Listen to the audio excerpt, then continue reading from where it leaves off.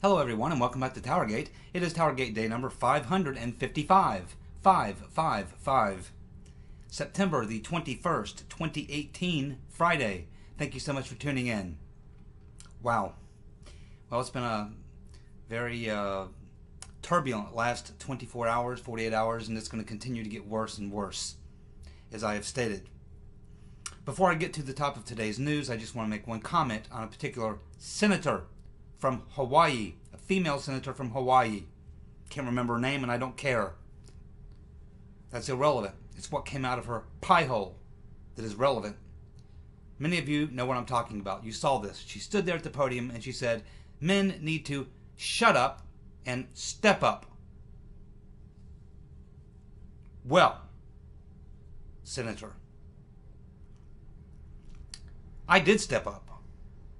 And I definitely am not going to shut up. Yeah, I stepped up, Senator, so did a lot of my friends who are pushing up daisies right now. Millions and millions and millions of men have stepped up. Many of them are also pushing up daisies so that you could have the right to stand there at that podium and spew out that vile garbage. Senator, you make me sick. The Republican National Committee should take that clip and play it every day between now and the election. Because I can assure you, if you want to get out the male vote, play that video every day. Because nothing will anger a male more than seeing some crap like that. Makes me want to go vote right now at least 3 times. They should play that video every day. You'll see the highest turnout of male voters ever in a midterm election. What a horrible thing to say. That woman is a complete nut. Complete nut. Dumber than a turnip. I have no idea how someone like that can get elected. Senator.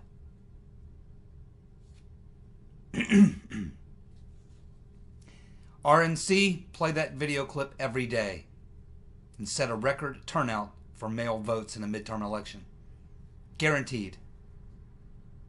Because I can assure you there's a lot of angry men right now and a lot of angry women who know a lot of very good men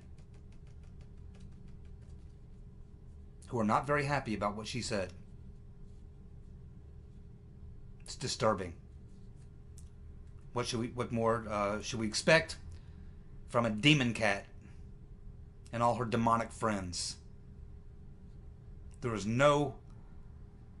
Every time that you think that these people cannot go any lower, they prove that they can. And I've been watching politics for a long time. I've been watching Democrats for a long time. There has never been a group of Democrats like these. Never. I've never seen anything like it. Okay. There's this narrative that's going around the lamestream, particularly left-wing media, where they're having these people come on, these so-called experts, and talk about how damaging it would be to national security, give up sources and methods, and would reveal all sorts of classified information if they release these texts from Comey, McCabe, Strzok, Page, and Orr, and probably others, including Brennan. Well, here's the problem with that. Those phones that they were using are FBI-issue work phones. You're not permitted to transfer classified information on those phones. So if there is classified information from those texts sent from those phones, it was done illegally. And they are all guilty of transferring classified information over an unsecure device. That carries jail time and thousands of dollars in penalties for each and every occurrence. You cannot, an FBI agent cannot use their work phone, an unsecured phone, to transfer classified information back and forth in the form of conversation, texts, or anything else. Emails, it doesn't matter. So that whole argument has just been shot down. And if in fact there was classified information, then that in itself is a crime. So this idea that releasing the texts from these people will give up classified information or methods or sources or anything like that is bull. Total bull. It's not true. And if it is true, they violated the law. So much for the excuse that we can't see those texts. The sources and methods that they're concerned about are the sources and methods that they used to conduct a deep state coup.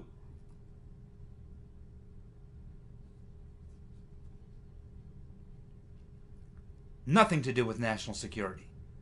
And they know it.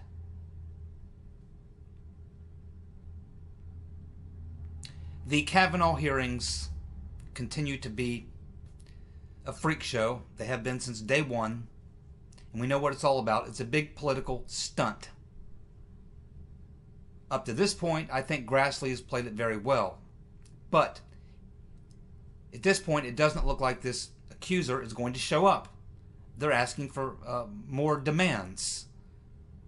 This is where Grassley should draw the line. He better not cave. He better hold the line.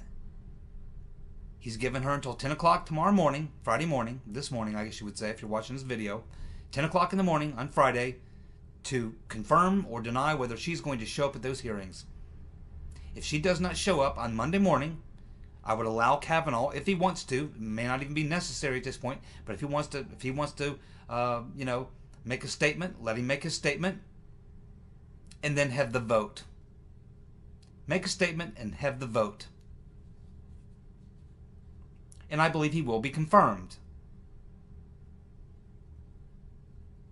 That's what you should do. They better not cave. They better not give another inch. They've given plenty. More than they should have. They've given her every opportunity to testify, including sending people out to California, letting her testify in her own home. Just tell the story. That's all they need. If she does not take advantage of it, that's not our problem. It's not the Senate's problem. They should have the vote, whether she shows or not, have the vote on Monday, and I believe Judge Kavanaugh will be confirmed. Now, what will happen right afterwards? Well, the Democrats will throw a temper tantrum. Whoop-de-doo! They're going to throw a temper tantrum anyway, along with their friends in the media, and the Hollywood lefties, and all the other crazy people. Who cares? You know what they'll do if you cave to them and push it back another week or two, or anything like that? They'll just beat you up for 2 more weeks. And then when you finally say, okay, we've given you 2 more weeks, now we really got to have this hearing, she's really got to show up, they'll just keep beating you to death. And no matter what happens, they're going to throw a temper tantrum. It doesn't matter. It doesn't matter what you do. So do the right thing. Do the legal thing. Follow the rules. She's got an opportunity to come and testify on Monday, or you can go out and get her testimony. Either way, if she chooses not to take advantage, have the vote. I believe Kavanaugh will be confirmed, and it'll be over. Yes, of course, the Dems will raise all kinds of hell. That's okay. They're going to do that anyway, regardless of what whether you cave to them or not, or placate them or not. You're never going to get these people to pat you on the back and say, oh, wow, that's nice. You're really fair, Chuck. Thanks a lot for seeing it our way. Ain't going to happen. No matter what happens. No matter what happens, no matter what he does to try to placate this fool in this ridiculous political stunt. And I'm sure he realizes this is all political stunt. Most people know that. And the only ones who don't are probably obviously have to be completely stupid, which means they're going to be voting Democrat anyway. On Monday, whether she shows or not, have the vote. So what happens next? Well, the Democrats will then throw a temper tantrum. The media and all their friends will go screaming bloody murder. There'll be protests. Who cares? They're going to do it anyway. And none of them people were ever going to vote for him anyway. None of them people are going to go vote for a Republican anyway. They're all Democrats. Who cares what they do? Screw them. Tell them to pound sand. And laugh at them. That's what we should be doing. laughing at them, not taking them seriously.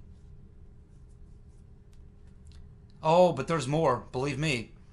You know what they're going to do with this woman. And keep in mind, it was they who outed this woman. Oh, it's so horrible that she's having all these problems. Yeah, well, so is the Judge Kavanaugh and his family. They're getting death threats too.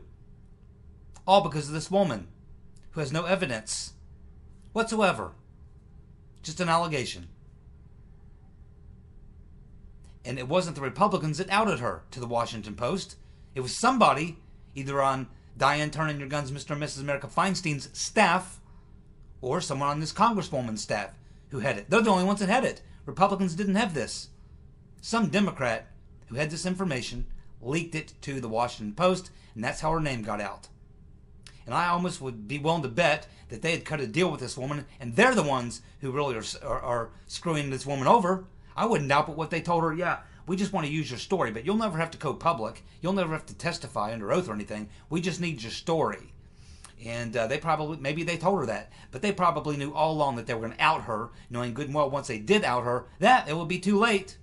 And then they could do what they're doing now. They probably set this woman up.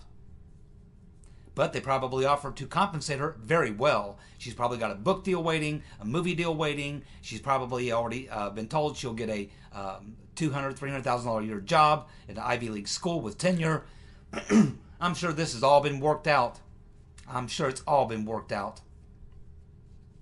And what they're going to do with this woman is they're going to put her on the shelf until about 1 or 2, maybe 3 days before the midterms, and then they're going to roll her out with a major, primetime network TV news interview where she's going to spill the beans and say a bunch of things that can't be proven. More allegations. Maybe she'll have some more regressive therapy and remember a few more things.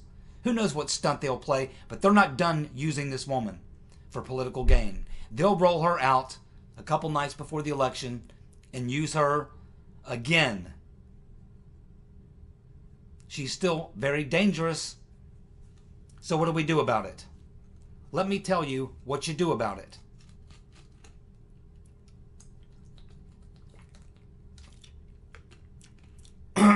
Excuse me.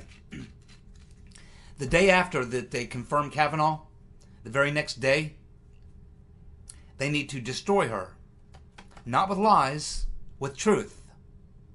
Because I'm sure if you dig back in her background, the way they've dug back in Kavanaugh's background, they're going to find a lot. Because we know she's a nut.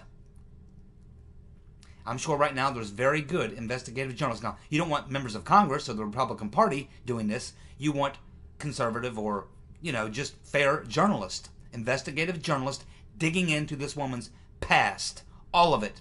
All the way back. Because I can assure you, you'll find a lot there. And what you do is you destroy her. Destroy her with truth. With the truth. Before she can hurt you again before the midterms. Because she certainly will. She'll be coming back with a vengeance. They'll use her again. She's going to owe them a lot. Because they've got a nice big payoff for her waiting. Exactly. You can take it to the bank. We know about that yearbook. Oh, yes. All about those conversations about the drinking games that you were supposed to drink until you got so inebriated that you passed out. Going around and chasing younger boys so that you could have your way with them. Putting on burqas and dressing in Muslim garb, mocking these Muslim women. Putting on wigs and painting their faces black to mock black people. Sounds a little racist to me. And all the things that they described they did at that school where she went. Where her and her friends engaged in a lot of behavior that most people will find will draw a little question into her character. She admitted to having 64, 65 partners. She admitted to being an alkie, and it's all right there in that yearbook. Oh, and there's much, much more. There's a lot of people who know this woman. And probably a lot of people who'll be willing to come forward and tell some truths. So, there should be very good investigative journalists who want to get to the truth, dig into this woman, and get it all. Get it all, and get it out. Every day, day after day after day, and destroy her. And I know that sounds mean, but this is serious business, folks. The country is on the line, and this woman is trying to bring the country down. So screw her. She started it. She drew first blood. Destroy her with the truth about her past, which I'm sure is pretty ugly, based on the things that we've learned just so far, without anybody even really digging in too deep. Plenty of time to find out who she is and what she's all about. And I can promise you, she will not turn out to have anywhere near the background and character of Judge Kavanaugh. Just what we know about her. And the fact that she's just a nut and a political operative. And the fact of the matter is, this thing was really over. The Republicans need to understand when they've had a victory. When you have a victory, high five yourself. You just had a victory. And the victory in this was really, I think, in day 2, when her George Soros-backed lesbian lawyer went on CNN, and the CNN person there asked her, she said, will your client come and testify in public hearings and tell her story? And her lesbian lawyer said, funded by George Soros, said, oh yeah, she's perfectly ready to come and testify publicly and tell her story. Boom! She was locked in right there. Then the very next day, another lawyer, who's probably being paid by the DNC, comes out and changes the story. Says, yeah, well, she's not exactly ready to come and testify. Not unless this, and this condition are met. Right there, they won. It was over. And how do we know they won? Because as soon as it was announced that they had changed moved the goalpost in the game, they went to Corker and Jeff the Flake and the crazy lady up in Maine. And they said, what do you think about that? And they all said, that's not good, Give her the opportunity to come and testify. I mean, if she doesn't come and testify, we kind of got to go ahead and follow procedure and have the vote. And probably vote to, approve the judge. That's what Corker and Flake said. If Corker and Flake drop you like a hot potato, you've got problems. That's when they knew they should have known they had won. That's when they should have doubled down. Gave her the ultimatum, and then moved forward and had the vote. And let the chips fall where they may. Most of the people in this country, regardless of what their political leanings are, can tell a political stunt when they see one. This is obvious, a political stunt. In my mind, they've won the game right there. And once you've won, claim victory. And spike the ball in the end zone. That's what they should be doing right now. Kavanaugh should have already been appointed. They should be spiking the ball in the end zone. And laughing at the Democrats. That's what they should do. As soon as they appoint Kavanaugh and the Democrats start having, put on the freak show and start having meltdowns and start screaming and yelling and hollering and throwing their temper tantrums, start laughing at them. Look at them and just laugh.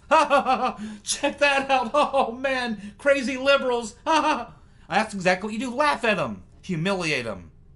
They're clowns. That's what everybody else is doing. That's what we should do. On Monday, if she don't show up, have the vote. And then immediately after Kavanaugh is confirmed, destroy the accuser with truth about her past. That's what I would recommend. Nellie Orr and James Baker are not cooperating with the Joint Oversight Committee to come in for the deposition. Of course not. They're guilty people. Nellie's committed lots of crimes. High crimes. That she knows will carry a lot of jail time. Yeah, of course she's not going to come in. So they're going to send her a subpoena, along with Mr. Baker. They'll be subpoenaed, and we'll see how they deal with that. But they've already, essentially, in this action, have already basically said, I'm guilty. That's what that says. But they can be compelled to come and testify with a subpoena, and I would expect that That is exactly what's going to happen. Goodlatte will probably have that subpoena there in 48 hours or less. And as I said many times before, Trump needs to appoint a special presidential commission made up of citizens. A citizen commission to look into what happened. Give them a couple prosecutors, a couple investigators, and allow them to do their work. Remember, presidential commissions are public. Public. The hearings are public. They're televised on C-SPAN.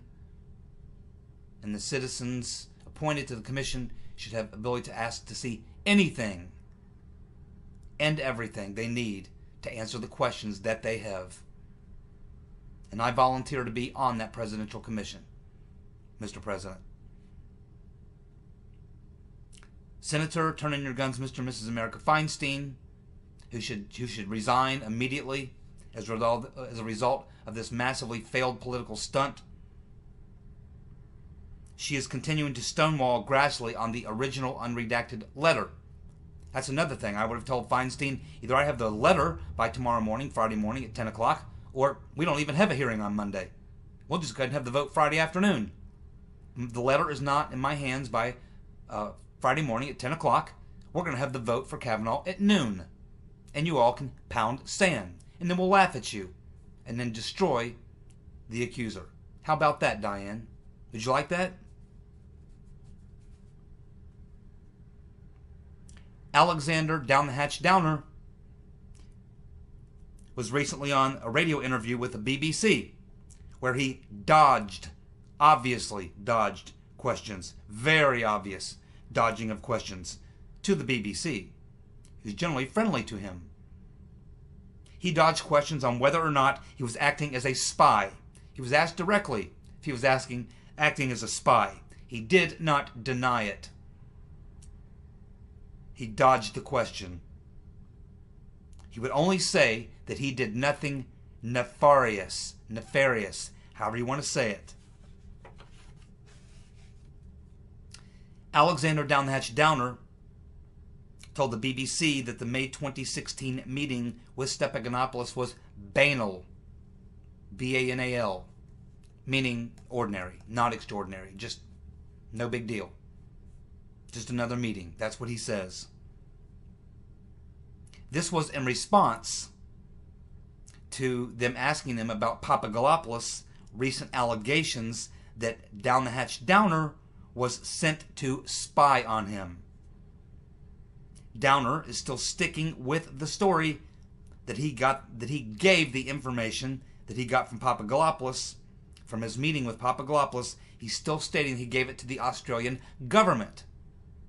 Of course, Kimberly Strassel did a very good investigation into this, and she contends that Downer actually passed the information to the U.S. Embassy in London, which would have made its way through the U.S. intelligence community, would have bypassed the Five Eyes, and probably would have gone, obviously, to the head of the U.K. government, who had to know everything,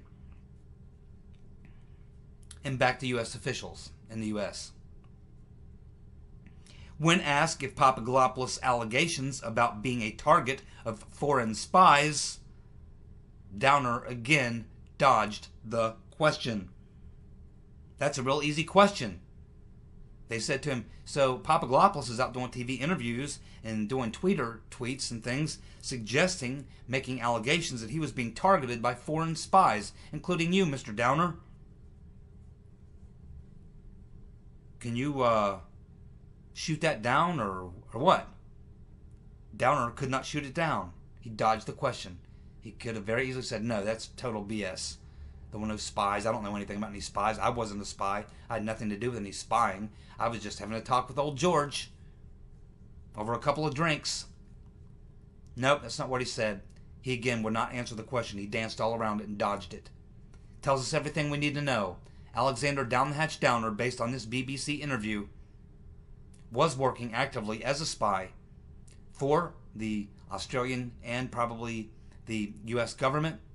As I told you before, this was a global coup involving multiple governments, multiple intelligence agencies, spies from various areas of the world. Israeli spy, we have an Australian spy, we have Mr. Downer, who kind of goes back and forth between the UK and Australia. We have Mr. Halper, an American citizen with dual citizenship. Citizenship is a Brit as well, bounces back and forth between the two. All these people with dual citizenship, connections to intelligence agencies, their interactions with an unlikely person like Papadopoulos right out of the blue, luring him into these meetings and things. It's pretty obvious what was going on here, don't you think? Any reasonable person could connect these dots. Mr. Downer, you're a liar and a traitor and a criminal. And I do hope, God willing, you'll be held accountable for your crimes. Project Veritas. Their third video is out. This time they feature an employee of the Government Accountability Office. This guy's a real winner. You got to see this video. His name I can't even hardly pronounce. It's like a Natarajan Subramanian. Don't know where he's from. He's got a crazy name. Regardless, he works at the Government Accountability Office. And he's also a member of the Democratic Socialist of America. In this commie, he basically says on this video, quote, "We have a bunch of communists, like no prefix, and that's basically me. We also have Trotskyites and Leninists. Sometimes, as a government employee, you have to keep it under wraps a little bit so you don't get into trouble. And that's kind of what I try to do." He says that they are deliberately slowing down the president's agenda. So this guy admits that he screws off all day, doesn't do the work he's being paid to do. When he is working, he's working against the interest of the president. He says he is in fact a commie, and he says, don't even bother putting a prefix in front of it, I'm just a communist. He says other people around him, they're Trotskyites and Leninists, all working together to subvert the government, the duly elected president, and the people who elected him. Unbelievable. Looks like Joseph McCarthy was right, wasn't he? Joseph McCarthy was correct. We also have Sarah Carter reporting that the top brass at the FBI kept 2 sets of books, one for the illegal operations and one for show. She said that she is hearing that some FBI employees have turned and are cooperating with the Inspector General and a grand jury. This is not new. If you remember, we talked about this back in June or July, early to midsummer. This actually did come out, and it came out when we got the release of the McCabe stuff that the IG released to prove that McCabe lied to the IG. It was in those texts that it was discussed, or attention was drawn to the possibility that they had 2 sets of books that they were using. One to make entries that would be part for the cover-up, or to show like an IG, or to show anyone who might want to ask, and then another set of completely secret books where they were actually keeping track and recording of the actual coup that they were involved in. 2 sets of books. This is a major violation. Again, if this is true, if this turns out to be true, if they find that second set of books and expose that, it just adds to the long, long list of crimes that McCabe and Strzok and Comey and Page and all the rest. This would include all those people inside the DOJ, the 2 lawyers, Trish Gauhar, Moyer, Baker would be involved in this, Brybicki would be involved in this. Priestep would have had to have known about it, and that's a tricky character right there. That's a slippery son of a bitch. Remember, Priestep was in London on the very day that Alexander Down the Hatch Downer had the meeting with Papadopoulos. And then Peter Strzok, Peter's been stroking us, he's over there the day after they start Operation Crossfire Hurricane, talking to Halper. It's pretty obvious what kind of a cabal was happening here. People just need to get all the information out, lay it out, put it into a timeline, organize it, and connect those dots. There's no doubt in my mind, or I'm sure many of your minds, what happened. And that's why the Dems are so desperate to stop this from coming out, from being declassified. They can't stop it from being classified. That letter that they wrote is very, very damning to Coates, Rodenstein, and Wray. And if I'm Trump and I see that letter, I'm calling those three sons of bitches in my office the following morning and asking them about it. I'm like, hey, we got this letter from Feinstein and her friends, or from Pelosi and the Gang of Four, Pelosi, Schumer, Warner, and Schiff. And I would just basically call these guys in and say, look, I got this letter. I'm sure you've seen it. It says that you had reached an agreement with these people not to share information with me or my attorneys. And is that true?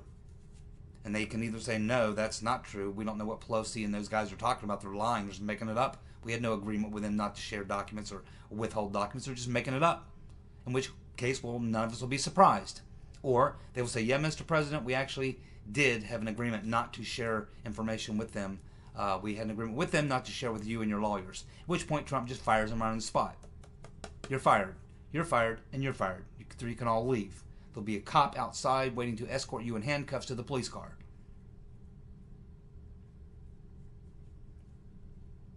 It's exactly what you do.